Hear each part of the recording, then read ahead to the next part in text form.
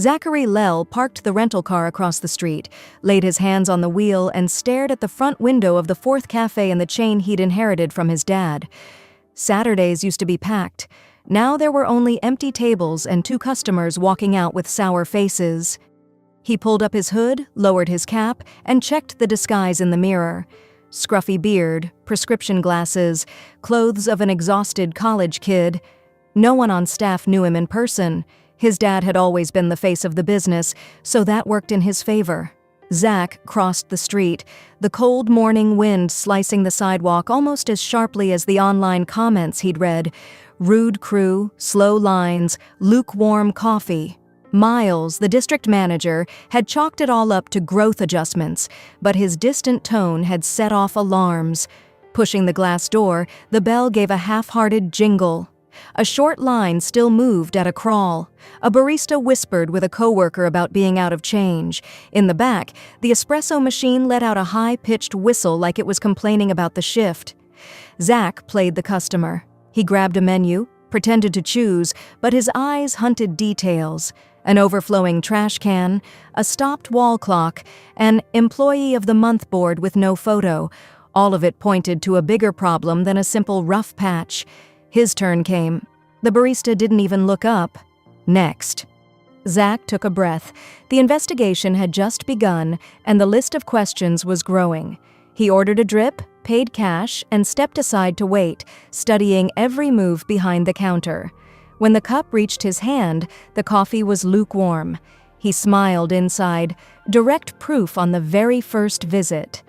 Sitting by the window, he opened his laptop like any regular, but what he was typing was a plan. Figure out who was letting his father's legacy go down the drain, and why. Outside, the sign flickered, failing to repeat the cafe's name. Zach threw one last look at the dark neon letter. That wasn't just a glitch. It was a warning that a key piece was out of place, and he was there to put everything back together, piece by piece, until he found who was sabotaging the heart of the company he'd inherited. Zach didn't go in for the coffee. The second he crossed the door, the burnt smell of over-extracted espresso hit his nose. The music, way too loud for the morning, vibrated off the walls, making the cups on the counter rattle, where a sticky film of syrup glinted under the cold sign light. He lined up behind a mom juggling a baby and a diaper bag. The barista, platinum bun, phone clipped to her apron strap, looked up just long enough to say, "Next," before checking her nails again. When the woman in front fumbled with her wallet and the baby wailed, the barista rolled her eyes so hard it looked like her whole neck turned. Zach's turn. "A large black," he muttered, bills already counted. The barista rang it up, stuck out her hand in silence, and never said a word while she made the cup. Zach took the coffee and headed straight for the back corner by the hallway to the staff room. He wasn't sure customers could sit there, but he needed to listen. Something important was about to happen, and he didn't plan on missing a single word. He settled in, raised the cup, the coffee already cool, and swept the room with his eyes. Only one other customer was there, glued to his phone. Even with bright lights, the place felt drained of energy. Then the voices came from the hall behind the counter. "If one more person asks for a drink without milk, I'll spit in their cup," grumbled the barista who'd served him just a few feet away. A guy's laugh answered, "Yesterday some dude said the coffee was weak. I told him if you want real coffee, this is what you get." Both burst out laughing. Zach froze. The barista went on, "I don't even care anymore. This place is a joke. We're short-staffed, nobody's gonna fire us, we run the show." Zach's chest tightened. Then her coworker added, "Told Miles we're wasting time training the new girl. She's too slow. Either she speeds up or we cut her hours." Zach's stomach flipped. New girl? What manager lets baristas decide who stays? He set the mug down and walked to the counter just as the 2 baristas reappeared. The taller one, swagger seconds earlier, lost the attitude when he met Zach's steady stare. "Can I help you?" the guy ventured. Without answering, Zach pivoted and walked out. Inside the car, silence weighed heavy. His fingers drummed on the wheel as nausea rose. He'd gotten lost in charts and targets, forgetting his dad's legacy. Respect, service, community. Now kids like those were gutting it from the inside. He grabbed his phone. "Lee, I need the full staff list for Store 4. Shifts, schedules, everything. Find out when the new girl works next." The assistant hesitated. "You okay?" "Not yet," Zach said, "but I will be." Before dawn, he leaned against the brick wall behind the cafe. The sun barely touched the roofs. Frost still covered the windshields. 6:23 a.m. He'd been waiting since 5:45. According to Lee's schedule, Ava would start her shift in minutes, alongside those same two baristas. When she showed up, the reckoning would begin. Zach hadn't slept. The laughter he'd heard, mocking people who lose work hours like it was a joke, hammered in his head. At sunrise, a white Toyota rolled slowly into the lot. It stopped by the dumpster, and a young woman got out, tugged a beanie over her ears, slung a tote over her shoulder, and took a deep breath like she was bracing herself, then headed for the back door. Zach followed a few steps behind, careful not to scare her. As soon as she unlocked the door, he slid his foot on the threshold and stepped inside. She spun, startled. "Oh, thought I locked it." Zach lowered his hood. "You did. I'm scheduled to shadow someone today. Name's Kalb." He stuck out his hand. She hesitated a second, then shook it. "Ava, you're new, right?" "First shift." She led Zach down a narrow hallway to the staff area. "At least you're not late. That's a good start. Mornings here hit hard, especially if you don't know the rhythm yet." The tiny back room held just 2 metal lockers, a dented mini-fridge, and a folding table with a half-empty box of powdered donuts. Ava hung her jacket, tied an apron at her waist, and turned to him. Zach copied her moves, watching how she worked. Efficient, but with a slight hesitation, like she expected correction at any moment. He realized that uncertainty told a story, and it might be the start of the one he needed to hear. The back door creaked as Zach stepped in. Ava, apron on, jerked her chin toward the loaded shelves. "The manager usually puts newbies on dishes and stock," she warned, tightening her apron knot. "That's where everybody starts." Zach nodded, trying to look relaxed. "And you, do you like it here?" "It's chill," he replied with a shrug. "I need the hours. College eats up time and money, so I take whatever comes." The steady sound of footsteps cut the conversation short. Logan, the tall barista from the night before, strode down the hall with headphones around his neck and gum snapping. "You're early," he said to Ava without looking at her. His eyes slid to Zach. "Newbie?" "First day," Ava confirmed. Logan sized Zach up in a second. "They send too many people here. Shift's already full." Zach kept his face neutral. "Just following instructions." Logan yanked an apron off the hook and handed out jobs without ceremony. "Ava, register. Kalb, is that how you say it? You, dishes, stay out of the way." Without waiting for an answer, he disappeared through the door to the floor. Zach leaned toward Ava. "Has he always been like this?" She offered a smile that never reached her eyes. "Most of the time. Keep your head down and everything flows." Zach took a deep breath, tied his apron, and pushed on. The shift was just kicking off. It was 6:50 when Ava pushed into the main room. The cafe still slept under dim chandelier light, but the crew was already moving. Counters wiped down, pastries lined up like little soldiers, espresso machines quietly heating.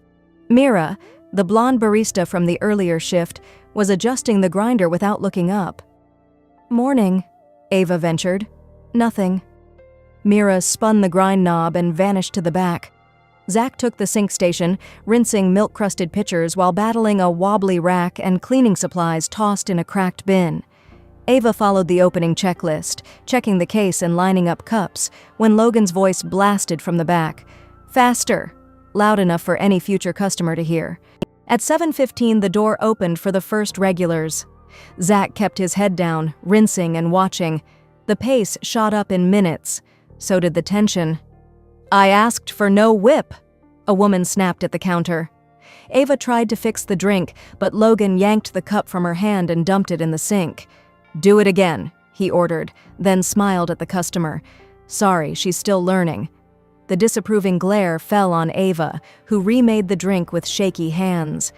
Zach whispered while stacking dishes. "You were doing fine. She gave a quick nod, speechless. By 8 a.m., the cafe was boiling, line almost to the door, app orders pinging nonstop. Mira started cutting corners, hot cups with no sleeve, lattes under the line, names mixed up. "This was supposed to be a cappuccino," a man complained at pickup. "It is," Mira said without looking up. "End of the day, it's just milk." With every slip-up, the roar of the machine sounded louder than their own hearts, hinting the worst was still ahead. The customer lifted the cup, doubtful. "This is a cappuccino?" Mira kept her professional smile. "I didn't write the recipe." She turned away and left him standing. He walked out without touching the drink, shaking his head. Behind the espresso machine, Logan tossed out, "Call it a dry latte and nobody notices." Mira laughed. Ava didn't. Zach left the sink and went to the register. "Need to breathe for a sec?" he asked. Ava wiped her hands on her apron. "I can keep going." Zach noticed the slight tremor in her fingers. "You sure?" She nodded softly. "I need this job." Logan cut in. "Caleb, the mop bucket's full. Can you dump it?" Zach raised his voice. "Where's the wash drain?" Logan stayed silent. Mira pointed to the back door. "Dump it outside by the dumpster." "That breaks the health code." Logan shrugged. "Gonna report us, rookie?" Zach didn't answer. He grabbed the bucket, crossed the floor, past Ava handing over a drink with a barely whispered thanks, and pushed through the back door. In the alley, he dumped the murky water onto the gravel. The sour stench hit at once. 3 old stains on the concrete showed it was routine. Zach drew a deep breath. His first shift wasn't even over yet. Zach pushed back into the cafe and paused a second to take it all in. Logan was texting behind the bar, oblivious to the line reaching the door. Mira restocked syrup bottles with one hand and texted with the other.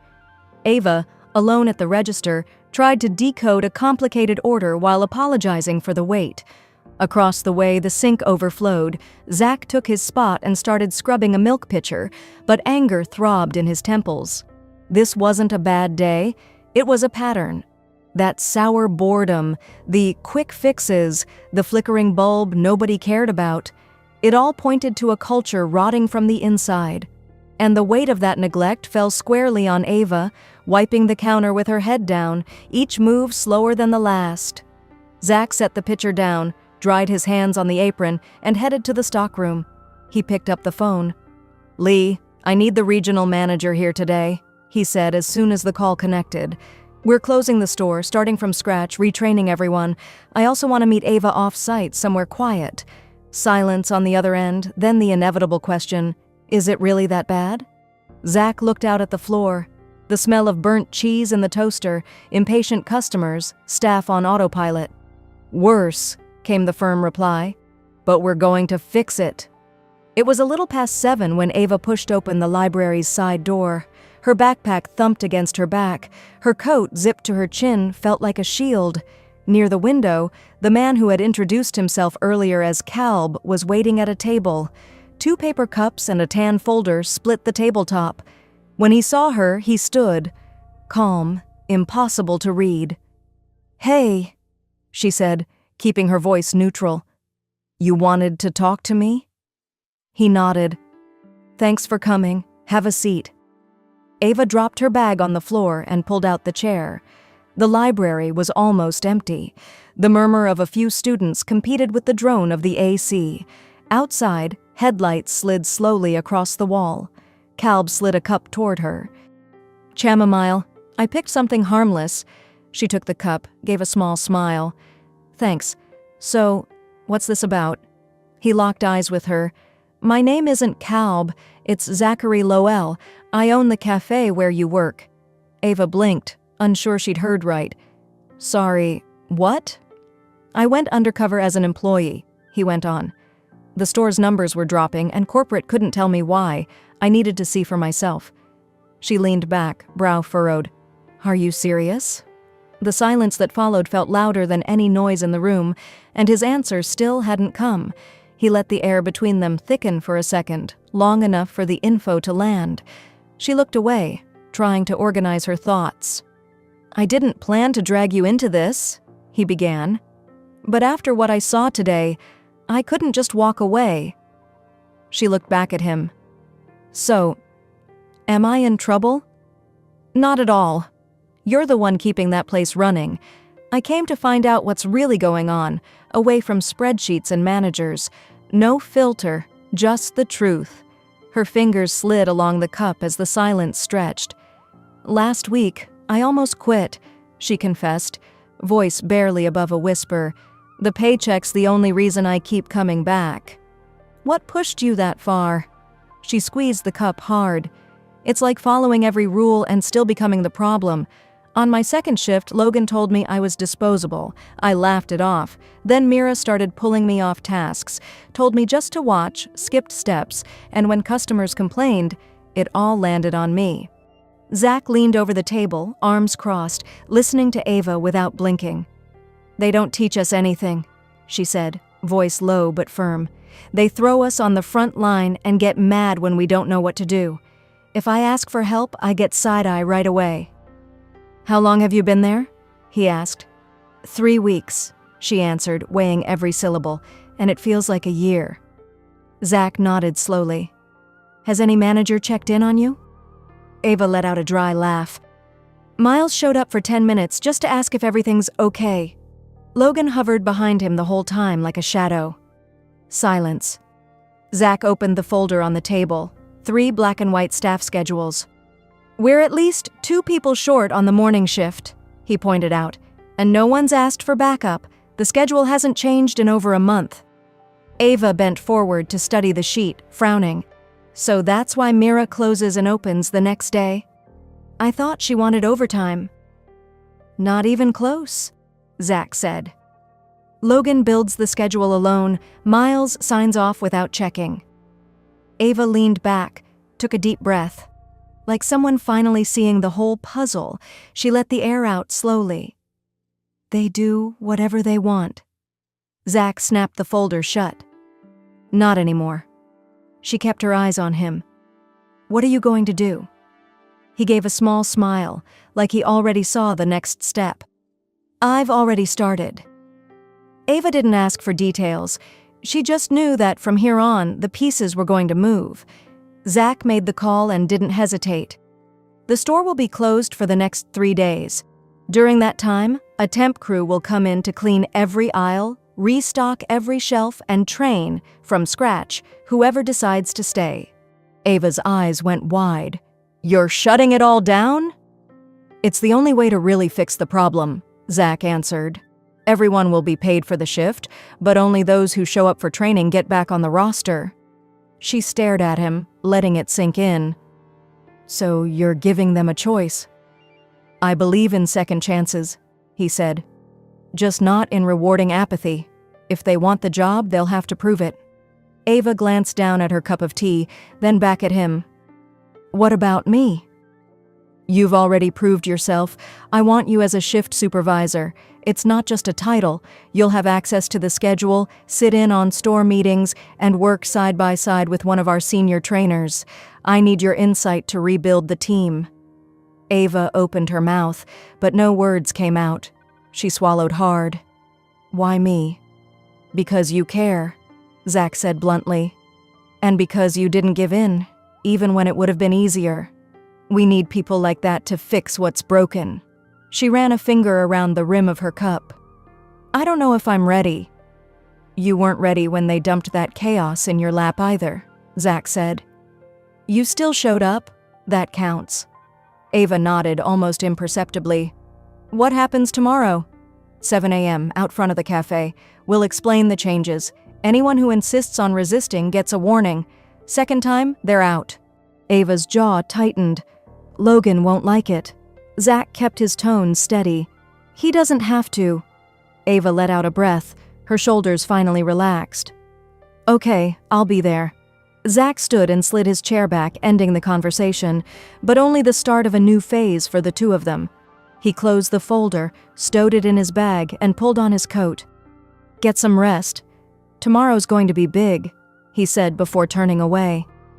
Ava took a deep breath while gathering the last few things. Why now? Why not months ago, she wondered, but kept the questions to herself. Zach caught the doubt in her eyes. I took my eyes off the store floor. I let the reports become reality. That's on me. Ava nodded, the tension still thick. Then we both have something to prove. He gave her a respectful nod and left in silence. Back at the hotel, Zach stared at the wall late into the night. Every conversation from the day tangled with memories of his dad years ago, sitting with him at the counter of their first shop. Trust is built from the counter up, not the office down, the old man always said. Somewhere along the way, Zach had forgotten. Tomorrow, he told himself, he'd start at the counter again. The sun was barely up when a temp crew unloaded boxes of cleaning supplies and swapped crooked shelves for new ones. On the door, a quick sign read, "Closed for staff training." Regulars stopped, threw curious looks, then moved on, puzzled. Inside, Zach stood with his arms crossed, watching. Ava slashed items off a clipboard in brisk strokes. No small talk, no slacking, just work. "The dairy delivery's late. We're out of oat milk," she reported. "I'll pull stock from the Midtown store," Zach said. "Can you brief the crew on the protocol?" Ava hesitated a second. "Depends on who shows up." At exactly 7:30, the door opened. Mira walked in, twisting her apron in her fingers. Behind her, other hesitant faces appeared, some for a day's pay, others out of old loyalty. Zach stepped forward, not to make a speech, but to offer a hand. "Today we start at the counter." Ava looked up from the clipboard and, for the first time since last night, let slip a half smile. Maybe this late decision had landed right on time, and the trial that began here in front of new shelves and curious customers still had many chapters ahead. Mira pushed the front door, and even before the smell of fresh coffee hit her, knew something was off. Staff scrubbed walls, labeled drawers, stacked boxes like they were setting the stage for a grand opening, not just another day. She froze. The shop she knew felt like a different place. Then she saw him.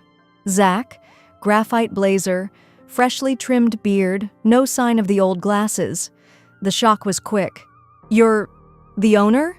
Mira barely found her voice. She just nodded. Zach came straight over. "You're still on the payroll, but from here on it's a new story. Want in?" He turned to the crew, raising his voice. "Everyone's getting retrained. No exceptions." Mira scanned the room. "So this is a layoff?" "It's an opportunity," Zach corrected. "Stay or go.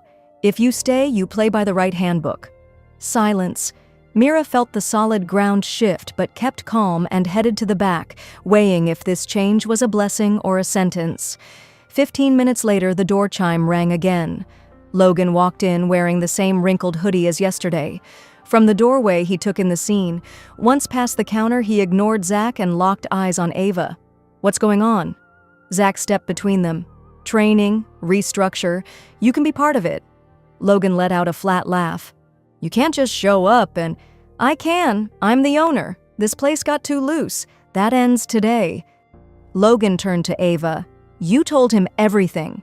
"Didn't have to," she said. "You outed yourself." Logan came back swinging. "They cut staff, cut hours, and it's on us?" Zach held firm. "Either you help turn the page or you turn it somewhere else." The words hung heavy. No one moved. The next choice, stay or leave, would shape everyone's future. Right there, the real story began. He didn't even have to raise his voice. "You clocked fake hours, ignored health codes, bullied the team. That's not doing your best, that's abusing the role." Logan folded his arms. "Then I'm out. You'll get paid for the last 2 weeks. After that, your access is closed." Silence. Logan gave a short, humorless laugh, turned, and left without looking back. Zach exhaled. Mira, back at the counter during the showdown, stayed still. "I didn't know he did all that. I thought it was just authority." "Authority without responsibility isn't real," Zach said. "If you stay, that's what we expect." She nodded. "I'm staying." At 9 sharp, the rest showed up, some embarrassed, others confused. They listened quietly while the new protocols rolled out. Sanitation, schedules, transparency, service. Ava ran it all with calm authority. Zach just watched, How she answered questions without talking down, redirected Mira when her phone almost pulled her away, didn't flinch when asked why everything was changing. "It wasn't working," she said simply, "and we all deserve better." By late afternoon, the maintenance crew wrapped up the deep clean. A brand new mop sink gleamed in the back hallway. In the fridge room, the rotating shift board shone like a reminder. From now on, the standard was different, and everyone knew it. Ava stared at the sheet on the wall, adjusting shifts line by line as Zach walked up, curious. "Did we miss anything?" he asked. Without looking up, Ava pointed at a blank spot. "On weekends, lunch breaks need to be shorter. If we don't tweak that, no one's at the counter from noon to 2. Zach nodded, thinking. "Good catch. Let's fix it now." He studied her for a moment. "Is all this permanent?" she asked. "As long as it works, yeah. But it's not just rules, it's culture. And culture doesn't flip overnight." Ava let out a half smile. "But it starts somewhere, right?" Zach weighed his words. "Ever thought about a long-term manager role?" Ava blinked, surprised. "Are you offering?" "Not yet, but I'm watching." Cut to day's end. The temps grabbed backpacks and aprons. Tomorrow the cafe would reopen with just 3 veterans, Ava, Mira, and Theo, a quiet part-timer. The lights went off. In the soft dark, Mira stepped up to Zach. "You know, I started in cafes at 17. At first it was fun, then it was just getting through the shift without falling apart." She paused, holding his attention.